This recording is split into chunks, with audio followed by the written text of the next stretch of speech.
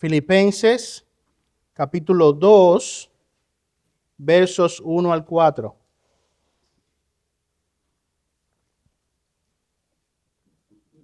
Como dije la vez anterior, desde el versículo 27 del capítulo 1, Pablo nos está hablando sobre el tema de la unidad de la iglesia local. En la vez anterior, como vimos, Pablo nos instaba a ciertas virtudes que sean necesarias para la preservación y fortalecimiento de la unidad de la iglesia. Y en esta mañana, en ese estudio del verso 3 y 4, lo que vamos a ver son una serie de pecados que pueden dividir a la iglesia, y Pablo nos está llamando aquí en este pasaje a alejarnos de esos pecados. Vamos a leer ahí capítulo 2, verso 1 al 4 de la carta del apóstol Pablo a los filipenses, dice así: Por tanto, si hay algún estímulo en Cristo, si hay algún consuelo de amor, si hay alguna comunión del Espíritu, si hay algún afecto y compasión, haced completo mi gozo siendo del mismo sentir, conservando el mismo amor, unidos en espíritu, dedicados a un mismo propósito. Verso 3, nada hagáis por egoísmo o por vanagloria, sino que con actitud humilde cada uno de vosotros considere al otro como más importante que a sí mismo, no buscando cada uno sus propios intereses, sino más bien los intereses de los demás. Alguien una vez dijo que los mejores hombres no dejan de ser precisamente eso, solamente hombres. Los mejores hombres o las mejores mujeres no dejan de ser solamente eso, seres caídos, seres que están sujetos a pasiones, personas que están sujetas al pecado. Aún inclusive dentro del pueblo de Dios existe tal cosa como un pecado remanente, que nos puede llevar en ciertos momentos a vernos involucrados en pecados. Y Pablo, apercibido de esa realidad, en esta mañana vemos que en su ánimo o en su exhortación de ir en pos de la unidad de la iglesia, advierte a nuestros hermanos en Filipo de la realidad de que para que esa unidad pueda continuar, esa unidad pueda preservarse, esa unidad pueda fortalecerse, es necesario darle muerte a ciertos pecados. Pablo les está advirtiendo que si ellos, y por defecto nosotros también, hemos de mantenernos en un espíritu de unidad, es vital y necesario dar muerte a ciertos pecados. Lo primero que Pablo les trae a los filipenses y nos trae a nosotros en esta mañana es la exhortación a dar muerte y a evitar en medio del pueblo de Dios el pecado del egoísmo y de la vanagloria. Dice ahí en el verso 3, nada hagáis por egoísmo o por vanagloria. Y es interesante que Pablo presenta estos dos pecados juntos, y es lógico que lo haga porque si estudiamos bien lo que es el egoísmo y la vanagloria, nos vamos a dar cuenta de que ambos proceden de una misma raíz, y esa es la raíz del orgullo. El orgullo Es ese pecado que lleva a los hombres a desear recibir la alabanza de los demás. El orgullo es ese pecado que lleva a los hombres a tener una actitud competitiva, una actitud de rivalidad. Es ese pecado que lleva a los hombres a perseguir con ahínco la gloria personal. Y es interesante que Pablo llama a esa gloria personal una gloria vana. Pablo nos dice que esa gloria que perseguimos como parte de un pecado del orgullo, como parte de una actitud orgullosa, es una gloria vacía, es una gloria falsa, porque es una gloria que carece de algún valor real. Pablo nos advierte en esta mañana que si nosotros como iglesia habremos de permanecer juntos, es imperante que renunciemos a esa actitud o esa inclinación del corazón de perseguir la gloria y el reconocimiento de los demás. Pablo nos advierte que nosotros debemos renunciar a esa inclinación de estar buscando constantemente la apreciación de los demás.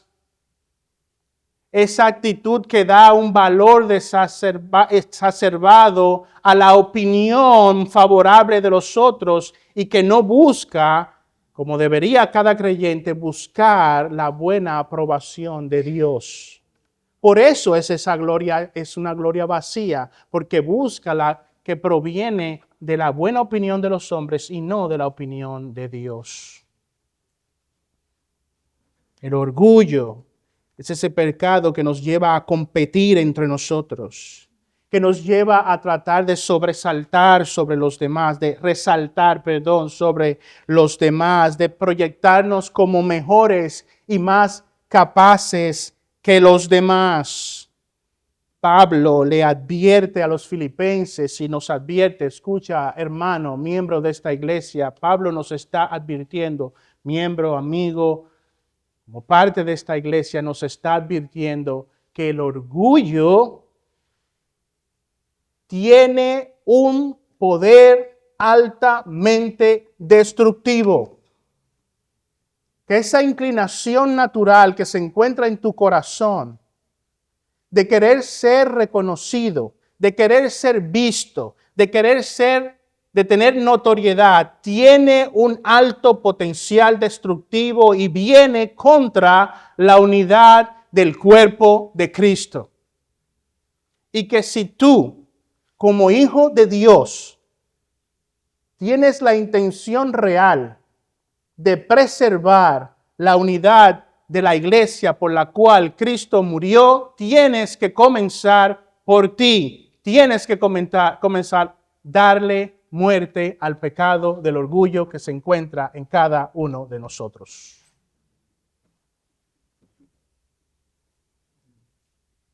La unidad de la iglesia local no viene como resultado de un ejercicio, no viene como resultado de una estrategia, no viene como resultado de un programa.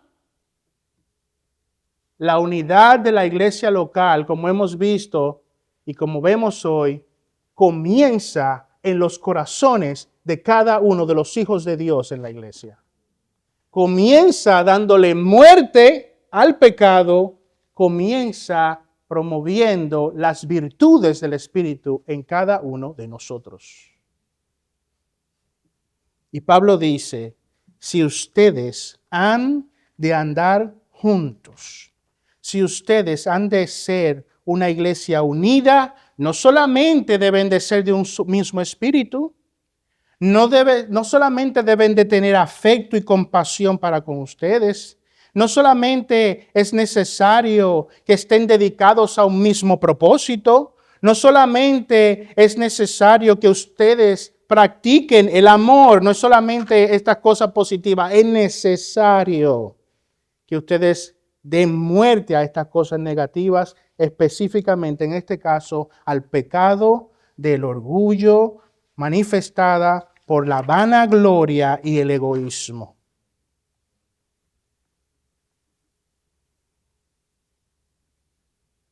Obviamente, Pablo no solamente se limita a decirnos es necesario que ustedes den muerte a eso, sino que ustedes entonces también se esfuercen en cultivar las otras virtudes.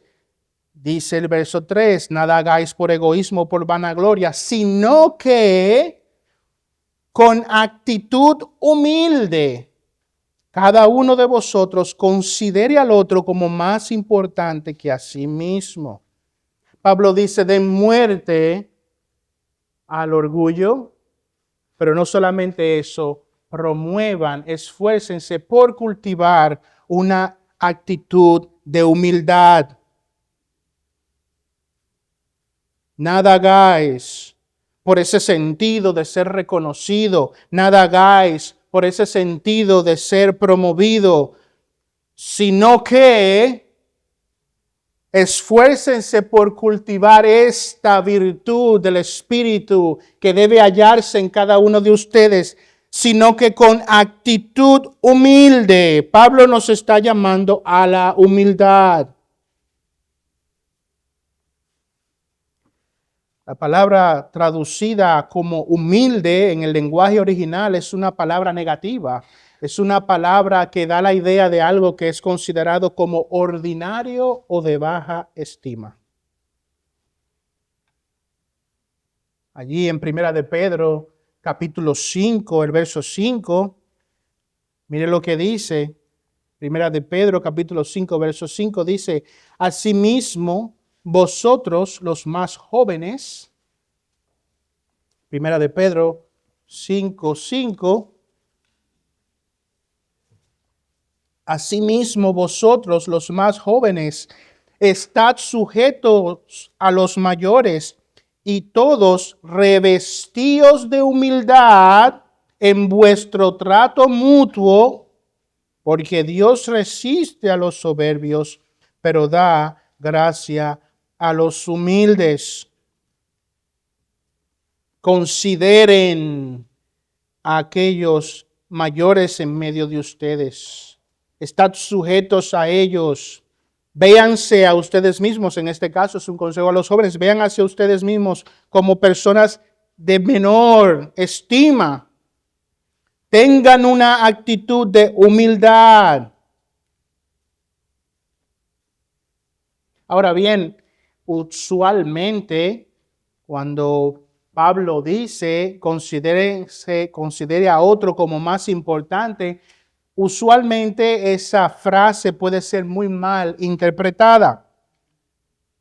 Porque Pablo no nos está llamando aquí a que nosotros nos mintamos a nosotros mismos y nos consideremos a nosotros mismos como de baja estima o como alguien que tiene menores virtudes que otros cuando claramente no sea así. Hay personas en medio del pueblo de Dios a quienes Dios le ha dado grandes dones y virtudes, mayores que las de otros. Y Pablo no les está diciendo a sus hermanos que han recibido la gracia de Dios con dones que sobresalen por encima de otros, a que ahora en su actitud humilde mientan y digan, no, yo soy una basura con respecto al resto de la iglesia. Eso no es lo que Pablo nos está llamando aquí. Pablo nos está diciendo que con una actitud humilde, que nosotros debemos considerar, que nosotros debemos colocarnos a nosotros mismos voluntariamente en un segundo plano con el fin de elevar a los demás. Es una actitud en la cual estamos dispuestos a humillarnos con el propósito de servir con amor a todos los hermanos, aun cuando ellos no gocen de los mismos dones que nosotros gozamos.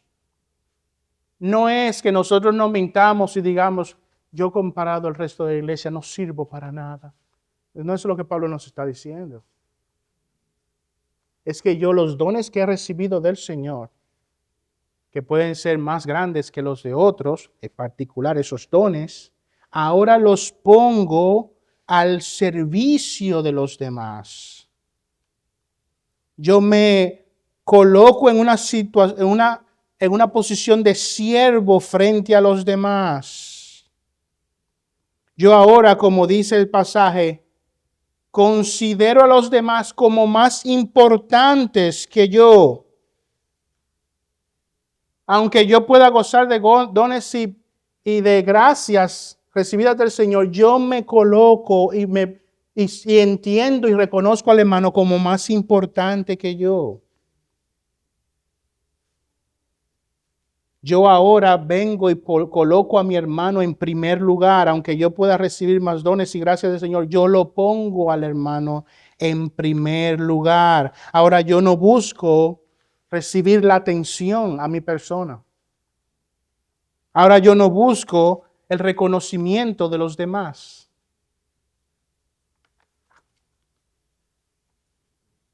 Aquel que es humilde, como se nos está llamando en este pasaje, tiene y da prioridad a sus hermanos. Los coloca en una situación en la que ellos se vean merecedores de mayor atención que nosotros. Miren cómo lo expresa Romanos capítulo 12, verso 10. Vayan allá. Romanos capítulo 12, verso 10.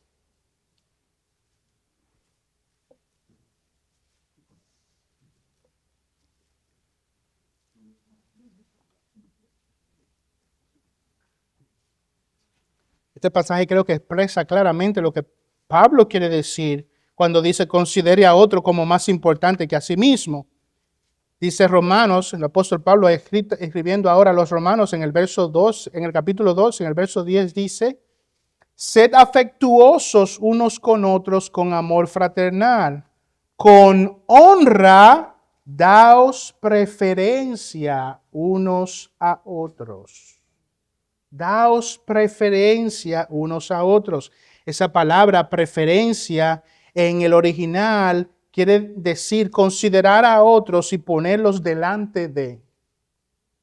Colocar a una persona delante de nosotros. Ponerlo antes de nosotros. Tener hacia esa persona consideración y estima y ponerlo frente a nosotros.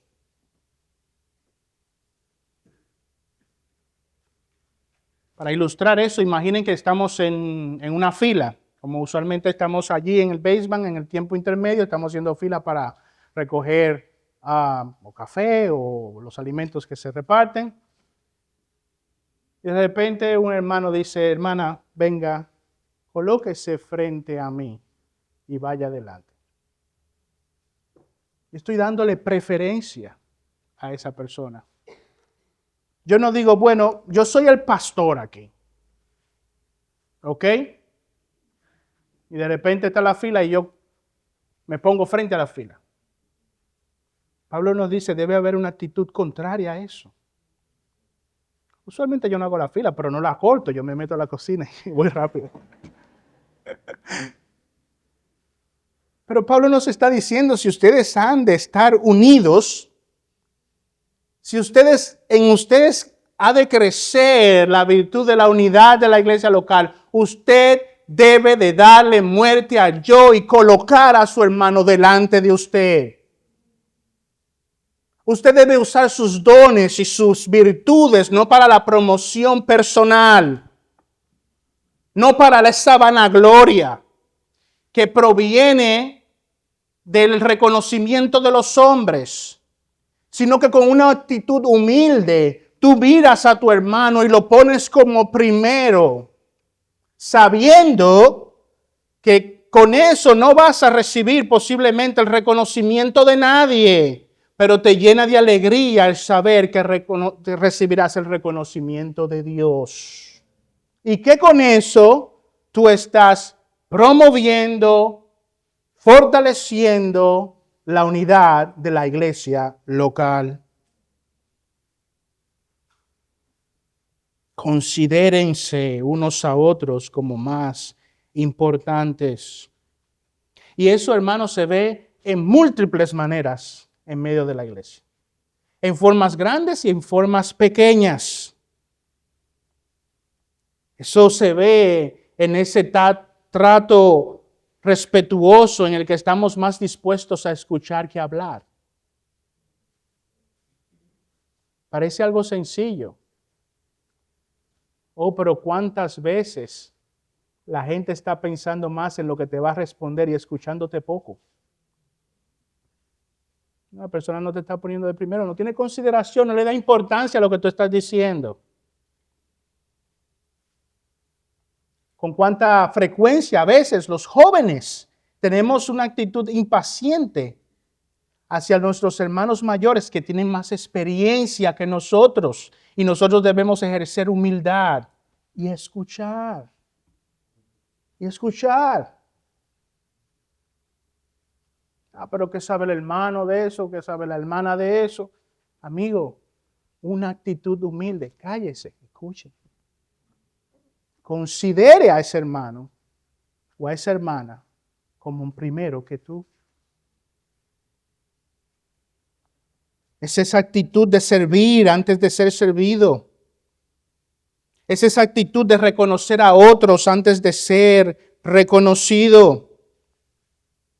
Es esa actitud a la que Pablo nos llama, en la que nosotros estamos más preocupados por el bienestar del hermano antes que de nuestro propio bienestar. Pablo nos dice, quieren andar juntos, quieren fortalecer su unidad, denle muerte al orgullo, pongan al hermano como más importante, pónganlo primero.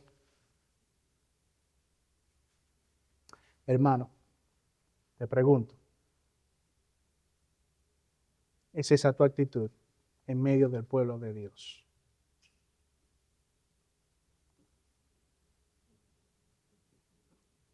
Yo no estoy llamando a nadie a juzgar al otro hermano. Yo no le estoy diciendo a nadie, hermano Martín, dígame, ¿el hermano santo es así? Mira tu propio corazón y dite tú mismo, ¿soy yo así? Con frecuencia me veo utilizando las oportunidades que Dios me da para poner al hermano primero en esas cosas sencillas. Imagínate una iglesia donde todos practicamos esto y tenemos esta actitud. Es un pedazo de cielo, hermano. Es un lugar maravilloso, donde impera la buena voluntad, donde impera un espíritu de humildad, donde se le ha dado muerte al orgullo y a la vanagloria, y donde se ha resaltado el poder del Espíritu de Dios que lleva a hombres y mujeres a ir contrario a su propia naturaleza. Porque nuestra carne nos dice, busca el reconocimiento.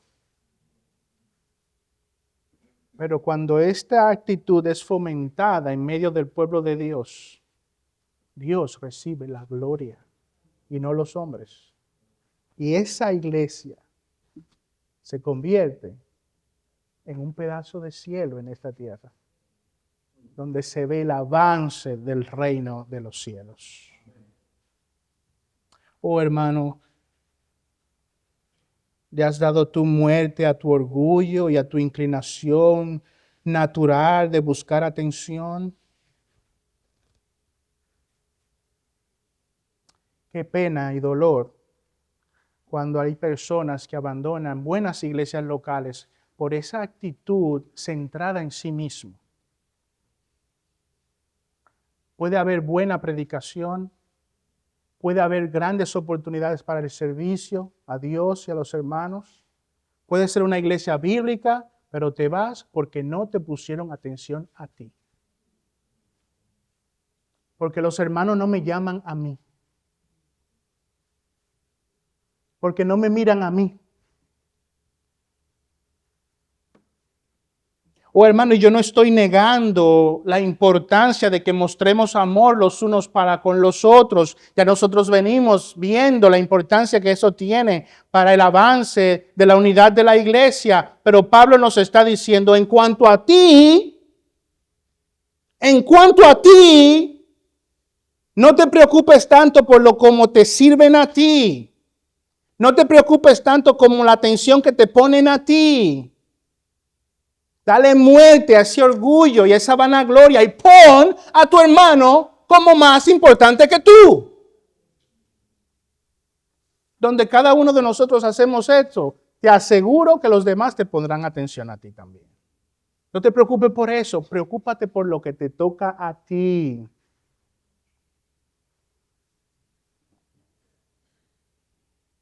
Es una muestra de orgullo, ese enfoque en nuestras personas.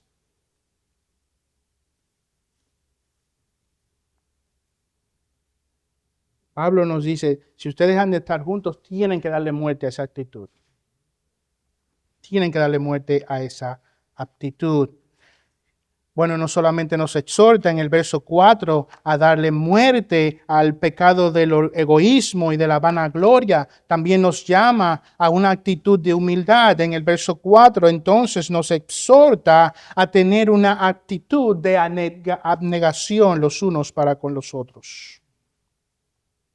Dice en el verso 4, Filipenses 2, verso 4, no buscando cada uno sus propios intereses, sino más bien los intereses de los demás.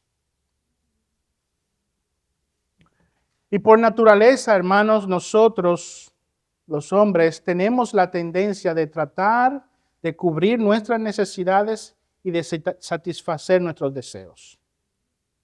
Y cuando se hace legítimamente, realmente no hay nada pecaminoso en eso. Nosotros hemos sido hechos por Dios con esa naturaleza de tratar de suplir nuestras necesidades. No hay nada malo en buscar estar mejor.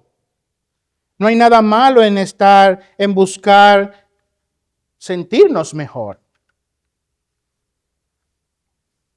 No es malo velar por aquello que contribuye a nuestra seguridad personal. No hay nada malo en buscar y esforzarnos por nuestro progreso familiar y por nuestro bienestar. Ahora la palabra de Dios es clara en este y otros pasajes de que no solo debemos enfocarnos en suplir nuestras necesidades, sino que también tenemos que buscar suplir las necesidades de nuestros hermanos. Claramente el Señor nos dice, ama a tu prójimo. ¿Y cómo dice que debemos hacerlo? Como a nosotros mismos. Como a nosotros mismos. Y miren que Pablo en este pasaje, estoy leyendo de la versión de las Américas, dice, no buscando cada uno sus propios intereses, pero a mí me parece más preciso, como lo dice la versión Reina Valera del 60, dice, no mirando cada uno por sus propios asuntos, no mirando cada uno por lo suyo, sino cada quien también por lo de los otros. Y la palabra que se utiliza ahí, mirando, es la misma palabra de la cual vienen palabras más modernas como telescopio o como microscopio. Y la idea que Pablo nos está dando con esta palabra es que nosotros no podemos centrar nuestra mirada y nuestra atención en nuestras propias necesidades solamente, sino que nosotros tenemos que también, con un ojo detallado, con un ojo intencional, mirar y velar por atender las necesidades de nuestros hermanos.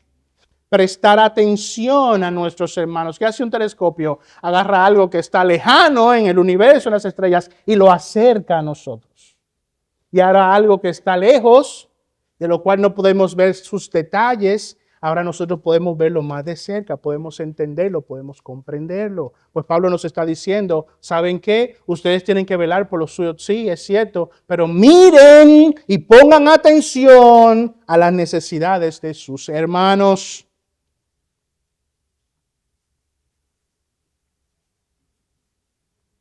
Si hemos de andar en una iglesia, si hemos de ser una iglesia unida, debemos estar interesados por cubrir las necesidades de nuestros hermanos.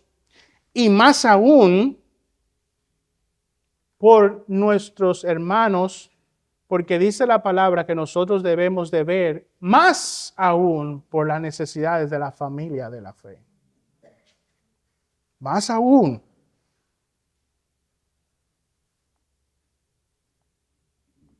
La unidad del cuerpo nos lleva a ver las necesidades del hermano como nuestras necesidades. Lleva a ver la bendición del hermano como nuestras bendiciones. Es por eso que la palabra describe a esto como un cuerpo. No lo llama una asociación. No lo llama un club. Lo llama un cuerpo. Por eso cuando cae una paja en tu ojo, viene otra parte del cuerpo a resolver el problema. La mano se involucra, ¿verdad? Cuando tu estómago siente hambre, vienen otras partes del cuerpo y se involucran. La mano lleva el alimento, la boca procesa el alimento. Nosotros, el estómago no dice, la mano no dice, bueno, estómago, tú tienes hambre, te embromaste, I'm sorry for you. No dice eso.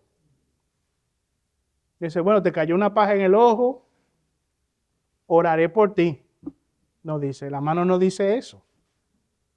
La mano va y se involucra en las necesidades porque no somos una asociación, somos un cuerpo. Si mi hermano tiene una necesidad, es como si yo la tengo. Si mi hermano necesita ayuda, es como si yo la necesitara también. Y obviamente hay una tendencia natural en nuestros corazones a ver cierto riesgo en esa perspectiva. Porque vamos a ser claros, nosotros vivimos en la sociedad que vivimos. Y todos posiblemente hemos experimentado lo que es abusar de esa realidad. Sí, hay personas que han abusado de la iglesia. Sí, hay personas que se han aprovechado de esta perspectiva. Pero la palabra de Dios nos habla claramente de cómo debemos reaccionar sobre estas cosas. Si hay alguno en medio de la iglesia que quiere que la iglesia supla sus necesidades y no se esfuerza por trabajar y no se esfuerza para suplir por sus necesidades y aún más por poder ayudar a la iglesia, ¿qué dice la palabra? Segunda de Tesalonicenses, capítulo 3, versículo 10. Si alguno no quiere trabajar, que tampoco coma.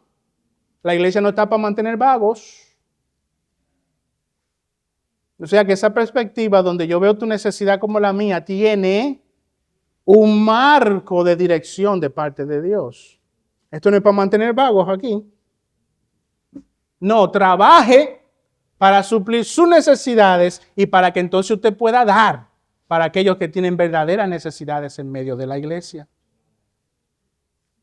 Aún inclusive para con grupos tan vulnerables como podríamos decir, como las viudas.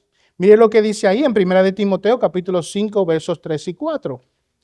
Honra a las viudas que en verdad son viudas.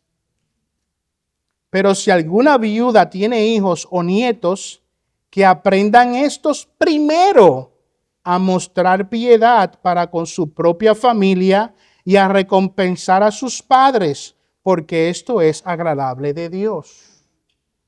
Esto es agradable delante de Dios. Ay, se murió el hermano y la hermana quedó viuda.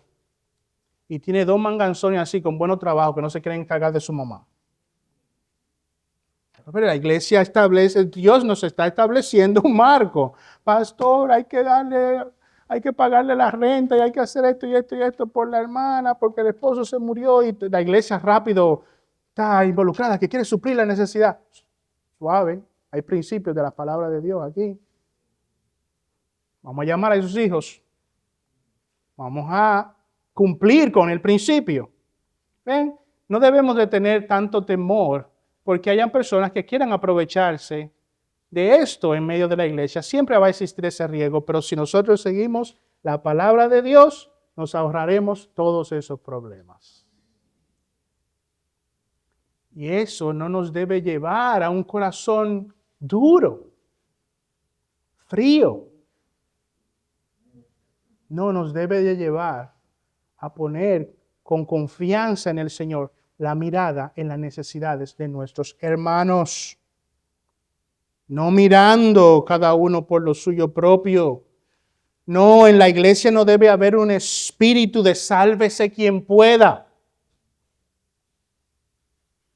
Ese no es el espíritu de los hijos de Dios. Y si nosotros hemos de tener una verdadera unidad, como diría el pastor Piñero, que va al próximo nivel, porque no hemos llegado, tenemos que ver lo que el apóstol nos está diciendo aquí. No puedes mirar solamente lo tuyo, tienes que mirar también las necesidades de tus hermanos. Oh hermano, la lección que el apóstol Pablo nos trae aquí es clara. Hay cosas que fomentar. Hay un amor que debe de expandirse en medio de la iglesia. Hay una misma verdad que debemos abrazar. Hay un mismo propósito y una misma misión por la cual tenemos que trabajar. Pero también hay pecados que hay que mortificar. Hay pecados a los cuales tenemos que darle muerte si en realidad deseamos tener una unidad sólida, inquebrantable como cuerpo de Cristo.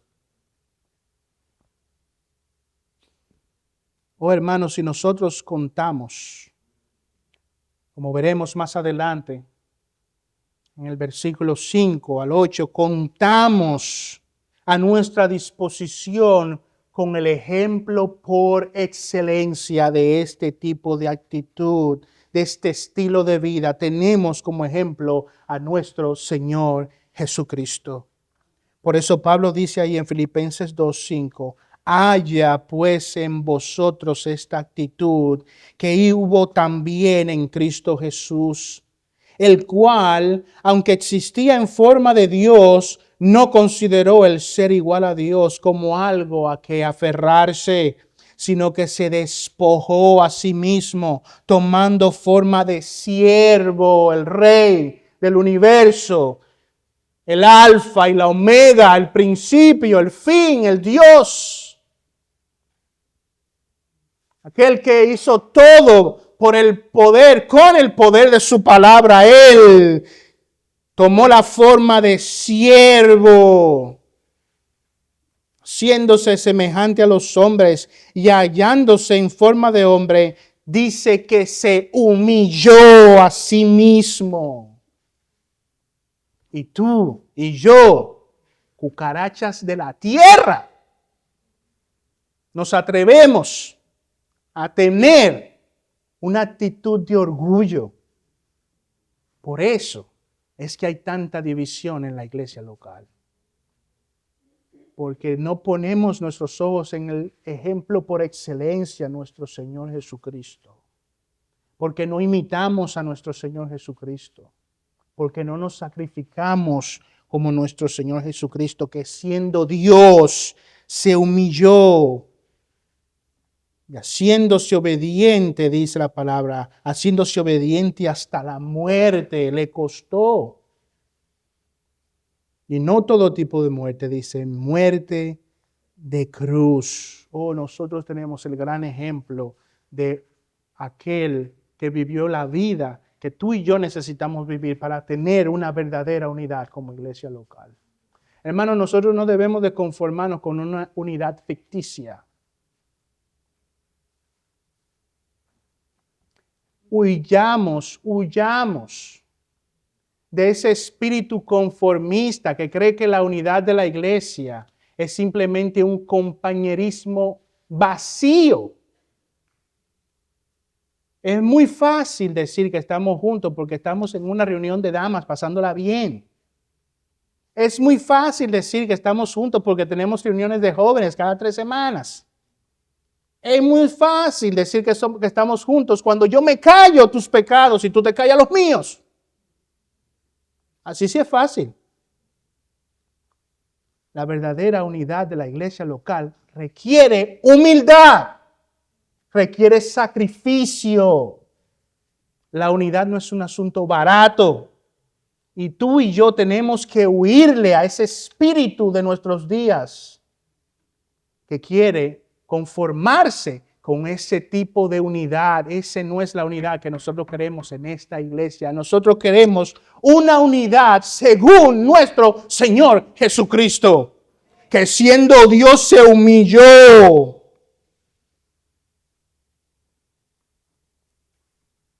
Y tomó la forma de un siervo. Le costó. Le costó.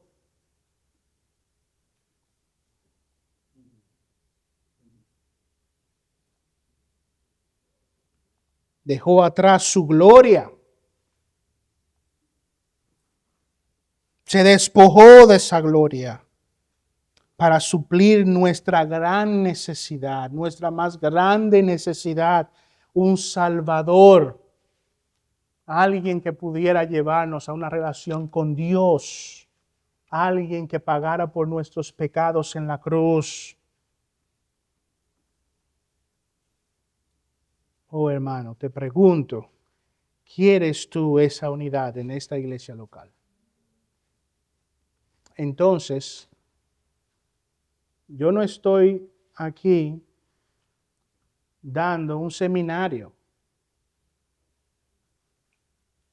Yo estoy trayendo el mensaje de Dios para ustedes.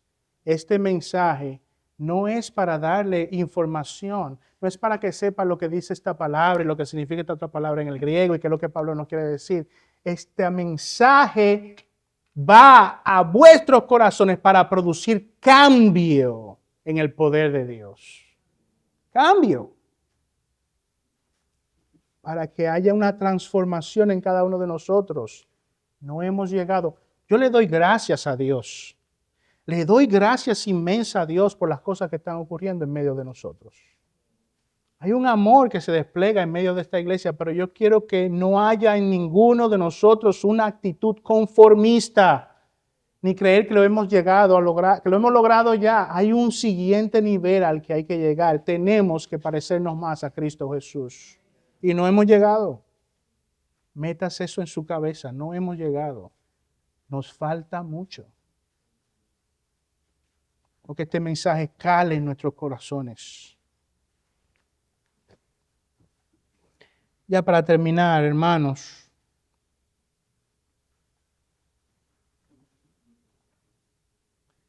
Quiero recordar a cada uno de nosotros una realidad. Y es lo que vengo diciendo, y es que los verdaderos hijos de Dios van a perseguir esta forma de vida.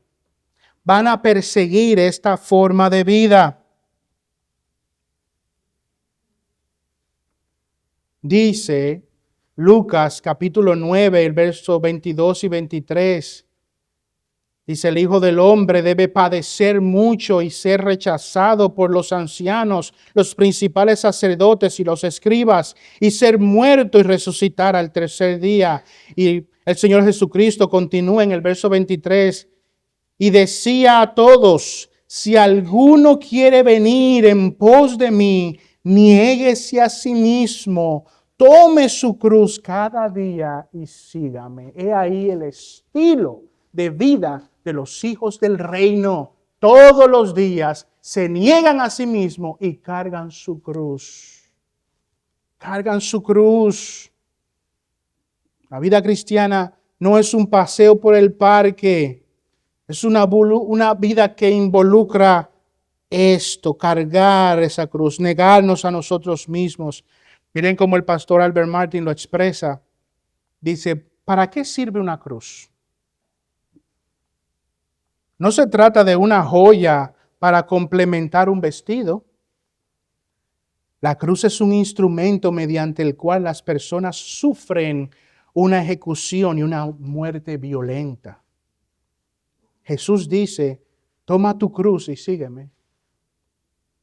En otras palabras, muere al yo, muere al egocentrismo. Ninguna iglesia edificada y congregada en torno a un mensaje de una fe fácil, un mensaje que no exige arrepentimiento y que no produce en quienes profesan creer ninguna evidencia de negación de sí mismo, esa fe fácil que no exige ni produce una negación de sí mismo, puede prosperar. Ninguna iglesia que predique ese tipo de unidad puede prosperar. Y termina preguntándose, ¿acaso sorprende que tales iglesias estén llenas de desunión y discordia si no han infligido un golpe mortal al ego? ¿Acaso puede una iglesia verdaderamente dar muerte a la desunión y a la discordia si no le ha infligido un golpe mortal al ego? Por eso comencé este mensaje diciendo, la unidad comienza en nuestros corazones. Comienzo dándole muerte al yo. Deja de ver a los demás y comenzamos a vernos a nosotros mismos. Esta iglesia va a estar en el siguiente nivel de la unidad.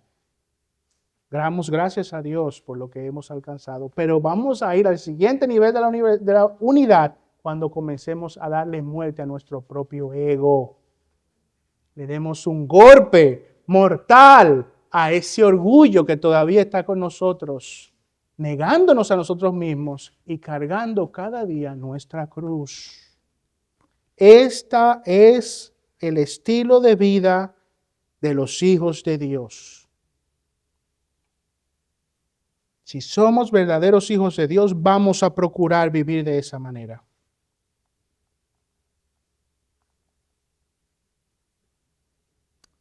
Amigo que estás aquí sin el Señor Jesucristo, quiero terminar con unas palabras para ti. Puede ser que tú estés escuchando de mí en esta mañana un llamado a darle muerte al yo, a poner a los demás de primero, a ser abnegados. Y puede que tú hoy te digas a ti mismo, bueno, pero yo conozco a muchos incrédulos que viven así. Hay muchos incrédulos que viven así. Hay muchas personas que se dedican a hacerle bien a los demás. Hay personas que viven con un estilo de vida desinteresado. Oh, amigos, sí es posible que una persona pueda, en la gracia general de Dios, tener una vida de abnegación como esa. Pero es imposible que la persona, que aquel que no es creyente, cargue la cruz. Imposible.